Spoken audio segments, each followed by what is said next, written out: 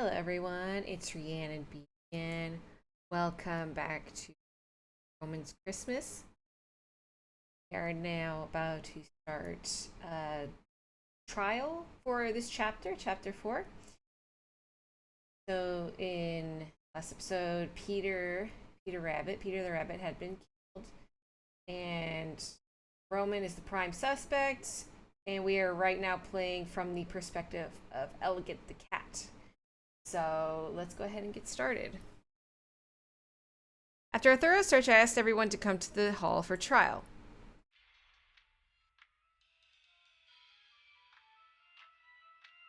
You seem a little nervous. Oh, do I? You're crumpling the hem of your dress. So I am. First time adjudicating? It doesn't matter, because the great Anzox is here to help. I doubt I will get help from someone like you. Thank you. Let's start with the simplest, don't mind me. Roman spit habitually, but then remembered the situation covered his mouth. Very well, let us rule out the simplest case first. Peter was... It's quite obvious this time. That much is clear. You got it right for once. Peter should not be able to stab himself so many times and peacefully cover himself with a quilt as he took his final breath. Peter couldn't do this, but someone else could have done it for him. Are you suggesting? Let us assume, for the sake of argument, that Peter committed suicide. The scene could have been arranged by someone like this.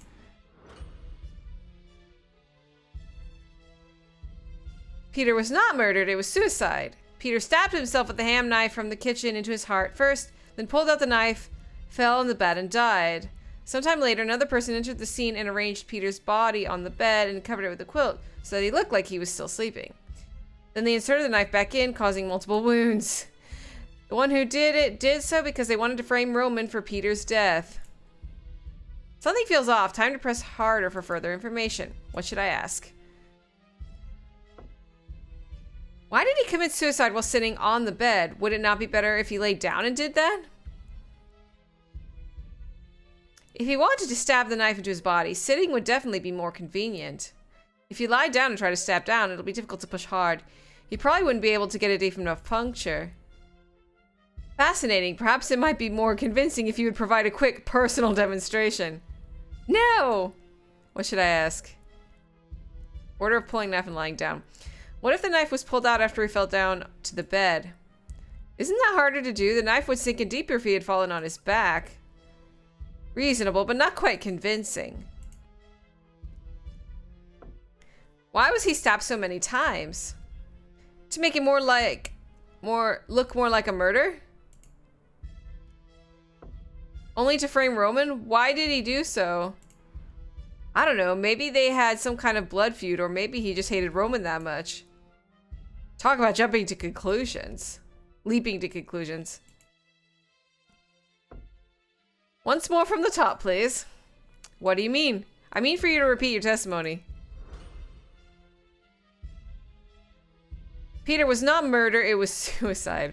He stabbed himself while seated on the edge of the bed to make a wound deep enough to be fatal. And then he pulled out the knife because it would be hard to pull out the knife if he fell down on the bed first and collapsed. Sometime later, another person entered the scene and arranged Peter's body on the bed and covered it with the quilt so that he looked like he was still sleeping. Then in order to make it look worse, they stabbed the body again, leaving more wounds. Someone here hates Roman, so they wanted to frame Roman for Peter's death. So you think Peter was seated on the edge of the bed with his chest spraying blood everywhere? That's right. And it seems to contradict the evidence. What? Well, yeah, it was like... There was like blood on the painting and everything. The blood. The blood covered the whole room. Which spot do you mean? Right here. The stains on the wall. Huh? You can easily follow the directions where they came from. If you trace the patterns back to their origin, you can see they come from under the pillow. Which means the blood spurted onto the wall when Peter was lying in the bed.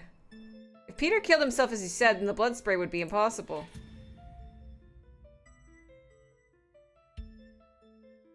That is to say, Peter was killed by someone when he was lying in bed. If it was a murder, then the prime suspect is... Hold it! Anzox winked and gestured towards me while making a psst noise. If you keep going, won't Roman become the... I glared back at him. We can bypass the ruling out of suspects and move straight to the prime suspect. The prime suspect for now should be... Who's the prime suspect? I mean, I'm guessing it's Roman.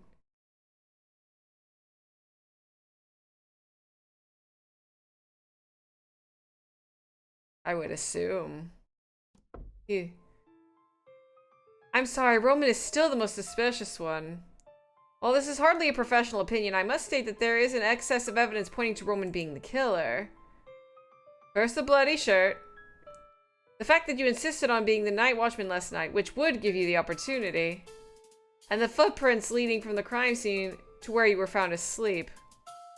Honestly, anyone would think I'm the killer. But I'm not! I know I don't have any proof, but you have to believe me. At first, let us hear your statement. Alright. Yesterday I had to keep watch at night in the lobby. Due to my heavy cold, I fell asleep. When I woke up, you already know the rest. I've been on the ground floor for the whole night and never went upstairs last night. What question should I ask? And again, I'm still kind of confused when it switched off from Roman to Elegant's point of view. I thought it was Roman until the next morning when it's all of a sudden it was, oh no, it was Elegant who was talking, not Roman. And I was like, wait, so when did the switch happen? Or did this chapter always start? Chapter 4 always start with Elegant and I just didn't notice. Let me know what y'all think. I have to keep night watch. What do you mean by had to? I mean, I didn't want to do it at first, but I felt like it was necessary. You still have a cold? It takes some time to recover from a cold, even a mild one. It's pretty normal to feel exhausted while ill, which is exactly why Sir Roman shouldn't have been the night watchman. Very well. How could you even fall asleep? Admittedly, I'm hardly one to talk about falling asleep at inopportune times. It's common to feel exhausted with the cold, which is exactly why I assert Roman shouldn't have been the night watchman. Very well. How do you explain the footprints leading to you if you never went upstairs? They're obviously planted. If I actually committed the crime, I wouldn't have been so careless. But not impossible. I want to hear your testimony again. Fine. Although I wasn't exactly willing to serve as a night watchman last night, I still agreed in the end. I've suffered from a cold for recent days. Feeling exhausted, I dozed off. Then when I woke up, you already know the rest. Seriously, I never went upstairs during the watch. Someone was obviously trying to frame me for making those footprints. By making those footprints. Hold on.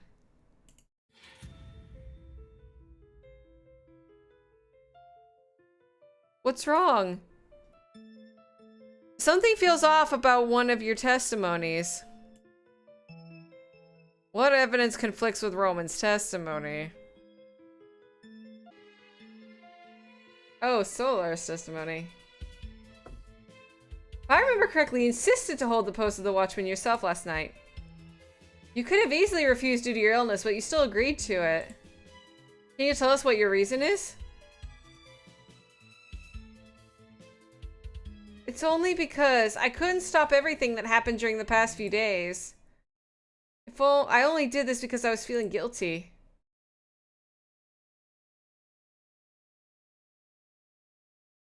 But there's so much evidence. Elegant, what do you think happened? Alright. Quick answer. Click the moving icons to answer.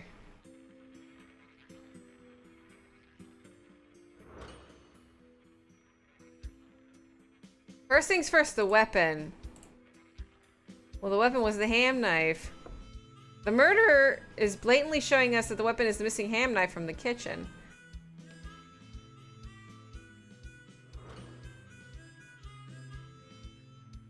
This is how the puzzle fits together. Top to bottom by dragging chips to each position. Okay.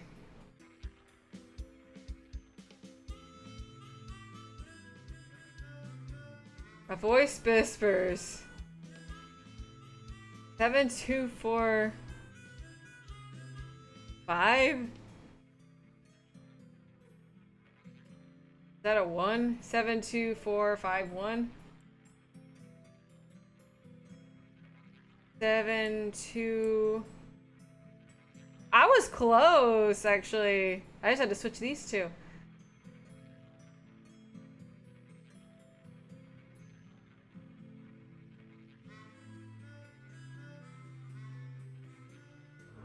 The suspect. But who's the suspect, though? The murderer is... I can't save. Shoot. Okay. Who's the murderer?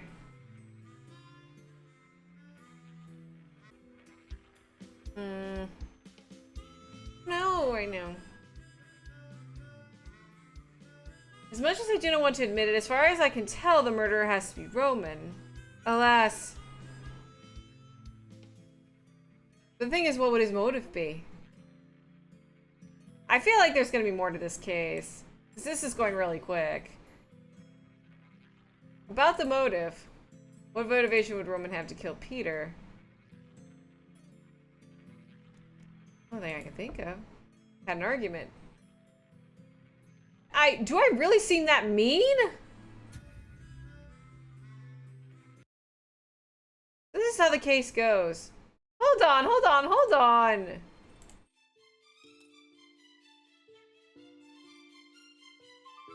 Yeah, there has to be something in this case, because this case is going by really quick. I think there's something else going to happen.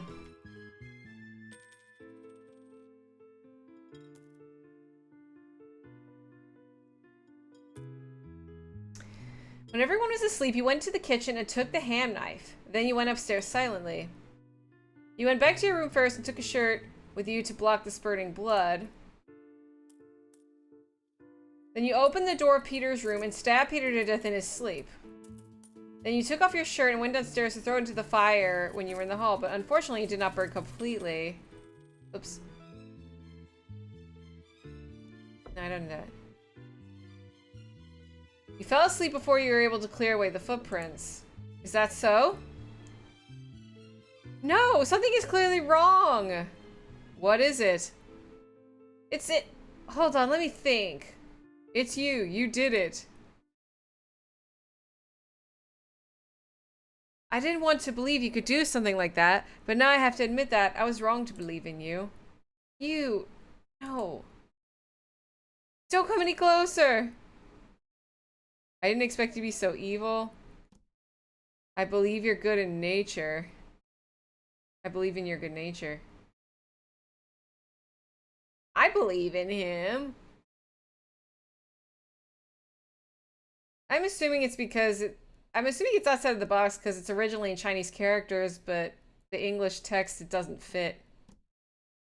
I'll believe in him. I can't believe it. Is Roman really the culprit? Based solely on the evidence available, it could only be him. Wait, no, I must have missed something. I may not have figured it out yet, but I know the puzzle's not yet complete. I need to stop them before it's too late. Wait, I still have a few questions. What? But your summarization pretty much locked everything down. Ah, there it is. That's the piece I was missing. Thank you, Ansox. What did I miss? Oh, great.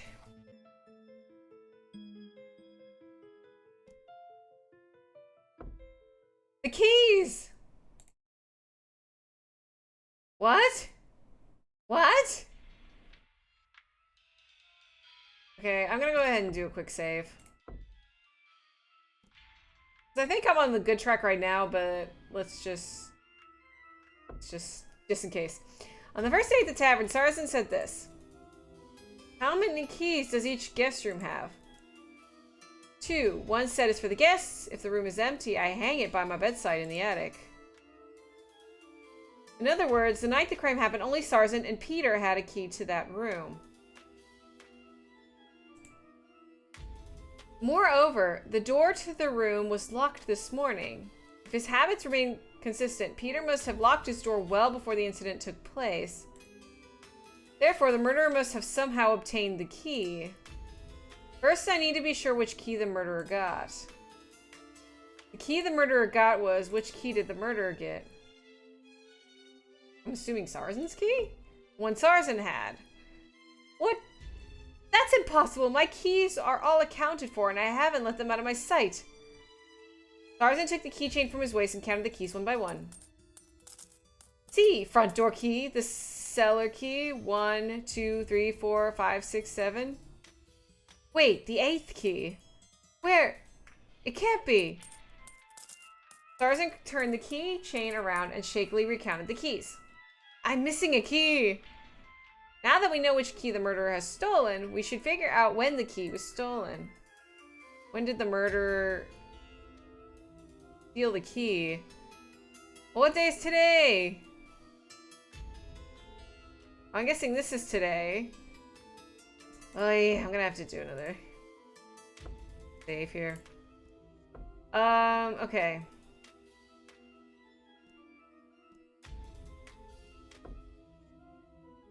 The murderer stole the key from Sarzen on the 25th. Christmas Day, let me think. On that day, I went down to the cellar. That's weird. What is it? I remember me leaving my keychain on the counter, but now I can't find it. Maybe you put it somewhere else. Maybe, I'll keep looking. But after a while, I found it on the counter again, so I didn't think much about it. Did you recount the keys when you found the keychain again? I didn't think it was such a big deal at the time. Why would I have thought of counting it again? Since then, were the keys always with you? There's one more. My key is locked inside my room. The keychain is pinned to my waist. Take it yourself and return it afterwards. Okay. Wait, the door's open again. I didn't dare take them off because of the 2 murders that happened. There you have it. The murderer stole the key from Sarzen on the 25th. If Roman isn't the murderer, then who opened Roman's room? That was simple. How did the murderer get Roman's key? I'm assuming when he was asleep.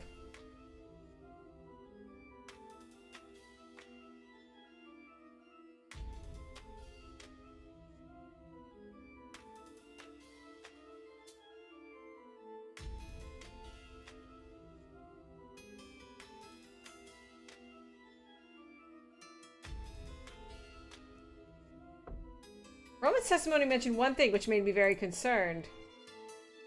How did the murderer get Roman's key? When he was asleep.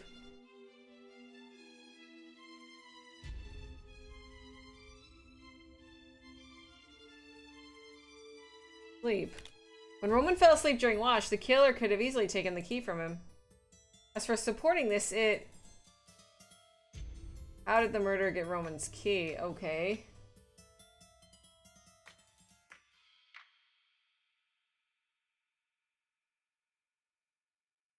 Okay, here's where the bad translation kind of trips me up a little bit here. Roman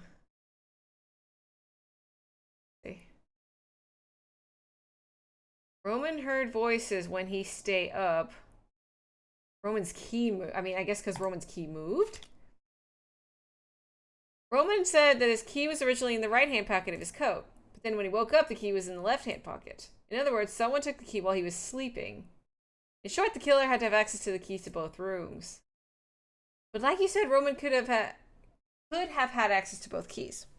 True, Roman has not escaped suspicion. But now we have 2 possible suspects. When you lost your keys, they all happened to be in the same general area at the time. One was Roman, the other was... Oh gosh. Try Heron? Heron was the last one to take the keychain, that is for sure. But come to think of it, he failed to use that key then. My key is locked inside my room.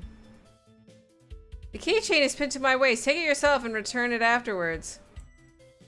Okay. Wait, the door's open again. Maybe there was another who had a chance to take the key.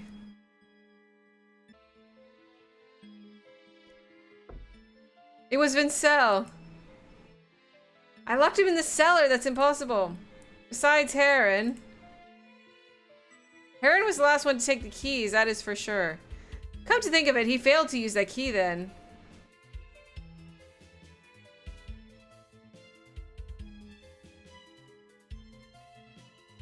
No, it was entirely possible, because you had not locked the cellar. What? Did you forget? What was the evidence that Sarsen had not locked the cellar?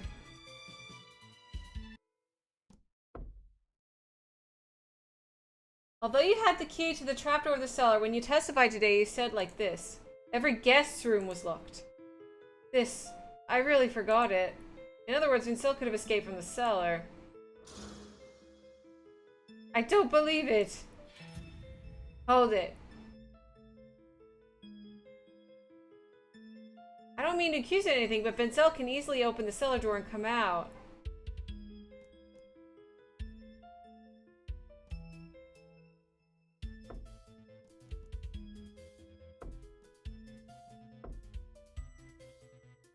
He wouldn't be able to break the rope or untie my knots. He couldn't even free himself from the bondage, much less steal my keys or kill someone.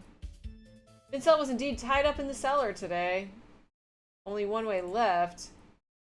I would like to confront Vincel face to face. We have discussed enough. Okay, I'll go fetch him then. Sarsen took a step towards the counter, ready to squeeze through. Let him bring Vincel here. Don't bring him here.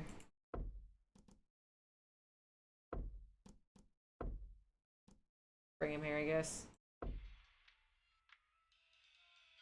This is it. When Vincel comes up to testify, he will definitely give himself away. Is he gonna be dead? That way, Roman can rid himself of suspicion. Then I get to rest. I'm not helping him out of pity or love, just professional courtesy. Sarsen squatted down and reached out to open the trapdoor on the floor. Hold it! What? Don't bring him up here yet. How can he give testimony if he doesn't come upstairs? I understand. Let me go down to him. What's the difference? Just go down there. I came to ask what you did last night. Did you notice anything wrong? How could I know? Talk. I was here the whole evening doing nothing but sleep. That's all. Nothing else? Nothing else. Gotta find a way to let him speak. Elegant! What? Over here. Is that? I found the key! Where? Behind the barrel. Here, I've got it. And I discovered something else, though I don't know it could mean. What discovery? When the cellar was first built, the iron chain on the barrel rack was handed over to the blacksmith's apprentice for practice. That apprentice was a few sandwiches short of a picnic. The chain he made was hinged without grinding it smooth. Every time I touched it, I'd scratch my scales. Over time, I tried to avoid and not touch the chain, so it developed a layer of rust. So what? I just glanced when I picked up the key and saw that there was a lot less rust on the chain than usual. So what happened? Normally, I would take a more deceitful approach to making Vincel talk, but Roman, I doubt he would accept anything other than logic and facts to solve this case. The last thing he needs is more stress. As annoying as it is, perhaps I should do it his way. How should I do this? Do it my way or do it Roman's way?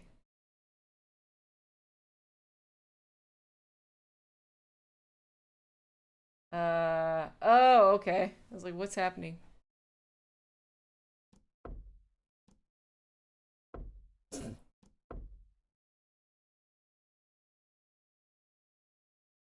I'm curious how she would handle it.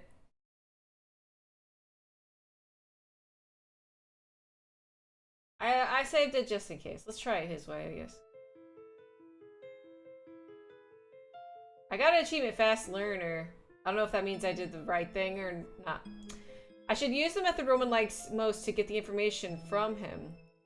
Fair and direct questioning. Peter was murdered, and now you are a suspect. Go upstairs.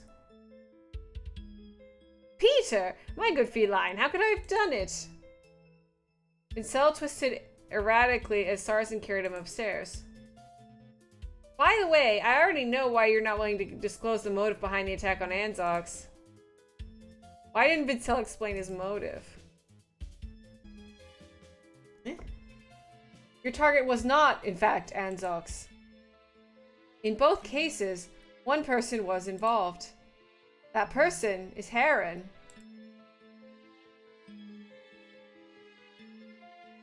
Peter was killed because he and Heron had exchanged rooms without your knowledge. Oh. Anzox was injured by your sabotage on Christmas Eve because Heron asked him to get his belongings.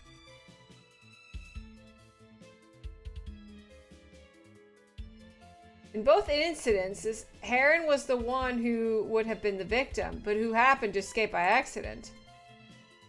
Logically speaking, if the real target of both cases was Heron and the killer was you, then your refusal to disclose the motive to hurt Anzox suddenly makes sense.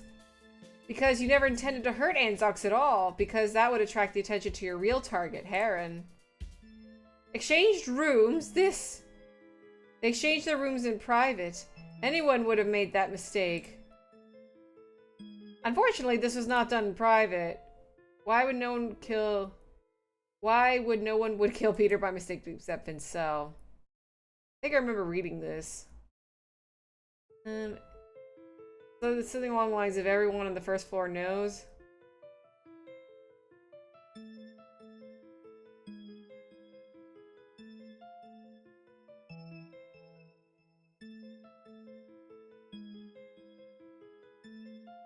Everyone in the hall knows about it, right? At that time, they were talking openly about exchanging rooms in the lobby, so it was impossible that no one heard it. No, just let this go. Heron and I didn't even know each other. I thought you knew each other. Why did Vincel know Heron? Okay, this I'm not sure.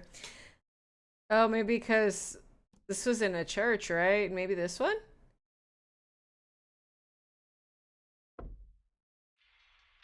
A pair of gloves in your room drawer reminded me of something.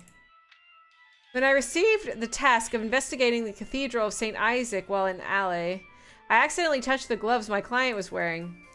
They felt exactly the same as your gloves. And your store is in the same town. You expect me to believe this is a coincidence? I did commission someone to investigate something, but it has nothing to do with this. Really? Sure. A wicked smile flashed across Vincel's lips. Think carefully, my dear feline. Do you really want to go down this road? You know what will happen if you break a confidential contract, don't you? Now I understand why detectives refuse to involve themselves with criminals. If I revealed that Vincel was my client, I would be in breach of a confidential contract. That meant no money. And I already spent my advance on this ridiculous outfit. But if I give up here, Roman will... Ah, and I can't save. No. Okay. But let's do the... No, we'll do the right thing. We'll do the right thing.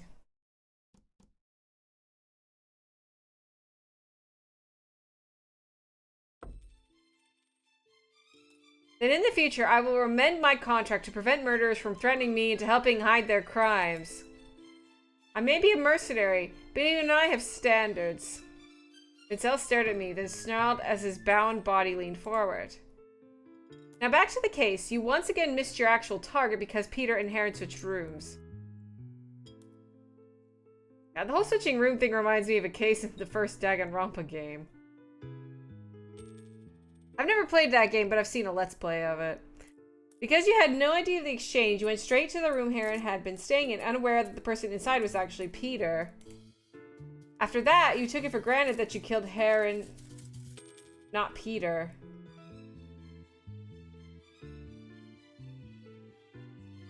Okay, I think there's a mistranslation here. Or basically, the order is wrong. I think she's trying to say after that, you took it for granted that you killed Peter, not Heron. Because Heron's still alive. Which is why you have the key to the room Peter was in. Shut up!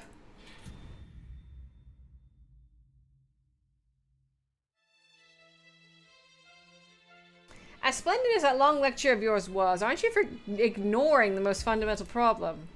What? Sarson has completely tied my hands. I had not expected him to be that quick. I had hoped my momentum would force a confession. What, do you think there's a way I could kill someone with my hands tied behind my back? I almost have him. Focus, Elegant. It is not as if you cannot pick up a knife with your hands tied behind you. Is gibberish the best you can manage? That was too far-fetched, but I cannot think of any other explanation. Hold it!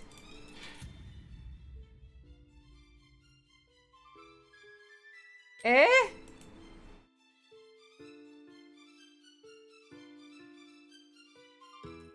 Since there was no way he could commit murder if he's tied up, why not assume he wasn't tied up when he did it? It hardly seems easy to untie, but wait, I think I understand.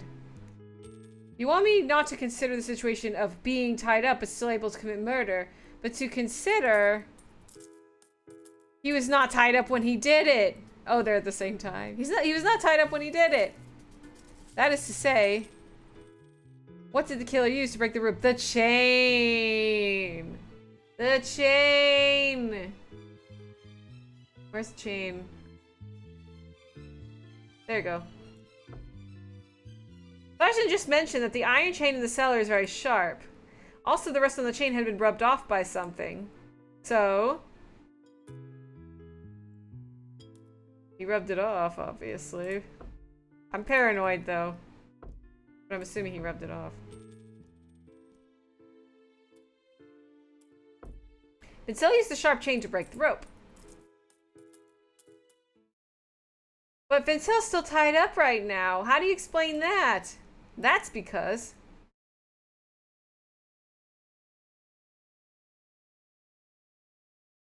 grasp the disconnected rope. That's the only thing I can think of. Like, maybe he's pretending he's tied up when he's actually not. It's hard to sew it. Tie up the disconnected rope. It could be either this or the... Maybe he's not tied up at all. Try this one. After Vincel broke the rope and did the deed, he went back to the cellar and made himself look like he was still tied up. Make himself look? How can you do that? Easily. You see, Vincel did not need to really tie himself up again. The broken ends of the rope were not reconnected, which made it easy for Vincel to feign capture. You see, the broken ends of the rope currently in Vincel's hands. As long as you hold the rope heads firmly, you can fix the shape of the rope around you and give the illusion that it is secure. What? How could such absurd thing be true? If you disagree, all you have to do is open your hands.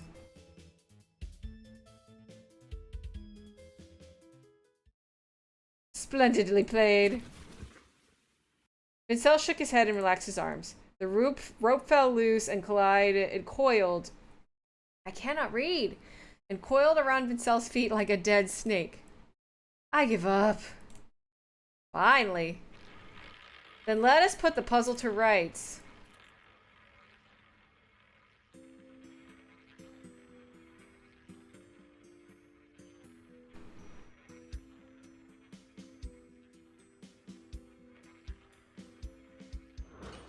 Weapon. There's no doubt that the weapon still is the ham knife.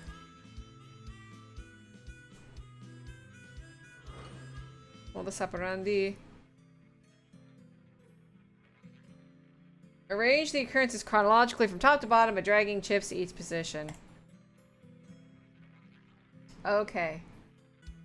I'm assuming this is first. Rubbed off the rope. The suspect stole Roman's key. The suspect...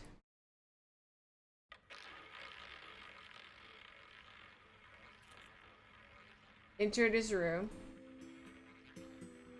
The suspect burned his clothes. The suspect tied himself back. I don't think 4 is even involved in this case. But I could be wrong. This is the true sequence of events! Oh, I got it this time. Okay. Murderer is... the murderer. I'm guessing this douche. Murderer is no one but Vincel. Motivation is much clearer than before. What's the motivation? Hatred for Heron. Well, he doesn't like Roman either, but I think this is the more apparent one. The motivation was his hatred for Heron, although he missed the correct target twice. I wanted to point out the connections between the familiar gloves, St. Isaac's Cathedral, and the noble brothers and the monks, and the relation between Vincel and Heron. But if I do so, my identity will be exposed. This is how things played out. Vincel had been waiting for revenge after injuring Anzox by mistake and being tied up in the cellar. During this period, he did 2 things. First, he never mentioned his motive for hurting Anzox. Second, he broke the rope using the cellar chain. Then he rebound himself and held the ends in his hands to make it look like he was still secured. In the middle of the night, Vincel quietly opened the cellar door and snuck into the hall, where he saw Roman, who was asleep. Seeing Roman asleep, he took off his shoes and put them on his own feet. Then he stole Roman's key. Vincel stole his room key. Then he went to the kitchen and took the ham knife. Then he picked up some stray hairs that fell on the table while Roman slept. Then Vincel went upstairs with the knife and stole one of the shirts Roman had brought with him before putting his real plan into motion. Vincel opened the door with the key he had hidden in advance on the 24th. That was the key to the room Heron had been sleeping in, but the person he killed was actually Peter. Vincel took his shirt to prevent blood from splashing, killed Peter with the ham knife, and then stuffed the hair into the gap of the bed to leave as evidence. Then Vincel went downstairs in the bloody boots. As he passed the fireplace, he threw his shirt into it, redressed himself, then walked to Roman and stuck the bloody boots onto his feet so that the tracks would lead to him. Thinking his mission accomplished, Vincel went back to the cellar, tied himself up, and waited for the outcome to play out. In the end, I couldn't finish it. Well, since you're about to execute me, I might as well explain why I wanted to kill that obnoxious hyena. Your reason is better be good, or I'll make sure your death is long and slow. All of you have heard the construction accident at the Cathedral of St. Isaac, right? It was said that the noble brothers who oversaw the project used inferior materials to build the church and enrich themselves, and were buried in the collapse as punishment for their greed, yes? Could it be? In fact, one of the 2 brothers survived and was found guilty of malfeasance. He lost his title and his property, and had the end of his right pinky cut off. Vincel pulled off the glove on his right hand, exposing a greatly shortened little finger. He left Rimp, changed his identity, and set about rebuilding himself as a merchant in a small town called Alet. But all this time, he never forgot what happened, and when the time was right, decided to take revenge on the abbot and the friar who falsely accused and framed him.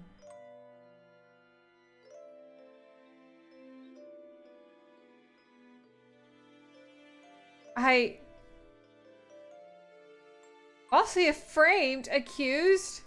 How could you? Even before the building of the cathedral, the amount that was being tied to the nearby churches were curiously low compared to the attendance numbers. It was thought that the Cathedral of St. Isaac would be able to fill both a spiritual and financial gap. My brother and I both believed and trusted the abbot, at least until the stone pillar snapped and collapsed on us. Vincel wiped his eyes and raised his head again. But since it's pretty clear God doesn't want me to take revenge, I really have no other choice. Vincel shook his glove, and a small bottle tumbled out from where his right pinky was and fell into his hand. He pulled the stopper free from his teeth, spat it out, and drowned the contents in one gulp. Wait! Oh, is he poisoning himself? You should rejoice. This is only enough for one person. Vincel collapsed against the counter. The bottle rolled on the carpet and stopped, and a mixed scent of bitter almonds and apple filled in the air. Apple and almonds? Well... yeah, I think almonds are bad. I guess maybe almonds are bad for cats, and that's why. Drivey approached, checked his pulse, and shook his head.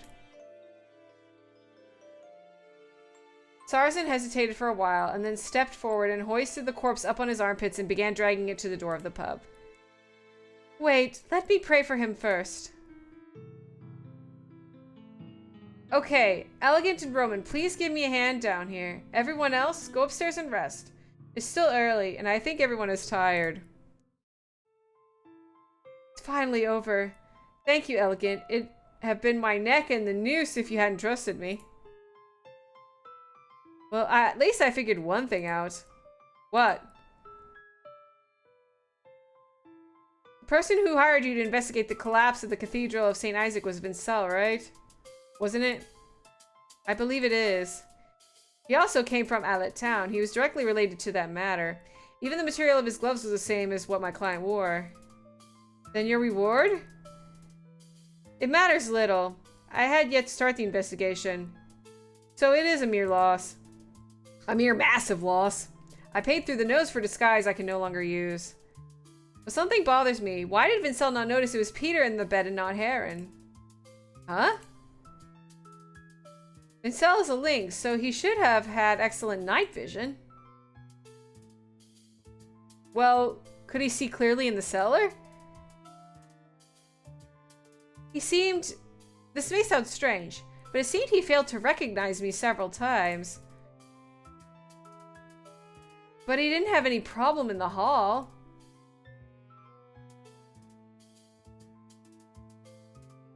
Nyctalopia. Nyctalopia?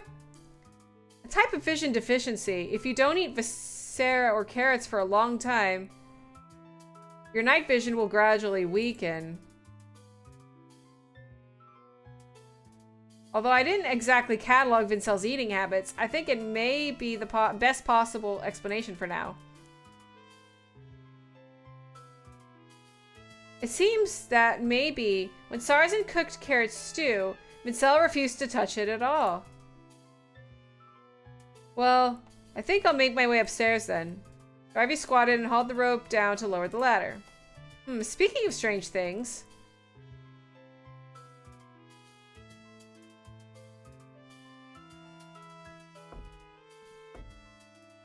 Just gonna do that real quick. Garvey lowered... Yeah, I was about to say, wait. Is he strong enough? Since when can you move the ladder by yourself? Since Saracen fixed the blasted thing, although the ladder has been moving quite a lot, there is no strange sound. Because the track is not as smooth as before, I can barely operate the ladder. Well, if it's alright with you, I'd like to go collapse in my room. Mind if we talk later? Very well, good morning then. Roman unlocked his door and stepped inside. Then, that testimony, could we go over it? Sure. I should probably rest too. I fell into my bed and tried to relax, trying not to think about the massive fee that had just evaporated. When I regained consciousness, the first thing that hit me was pain. Indescribable pain. The once splendid stones and slates pressed down on my chest and stomach. It was like trying to breathe through a thick layer of cowhide covering my mouth and nose. I could breathe out, but not breathe in. Brando, are you okay? My brother reached out for me with trembling hands, and I could smell the blood in the narrow space. Brando! Please live on. Remember to... for me. Don't say that. Hold on. Someone will find us. I don't know what his last thoughts were, but I'd like to think they were this. Avenge me.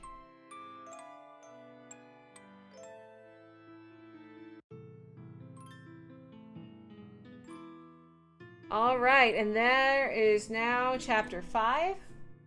And that will be the end of this episode. And we are going to be diving into what I believe is the final chapter of this game. So anyway, I hope you guys enjoyed. And I will see y'all in chapter 5. Have a good one, guys.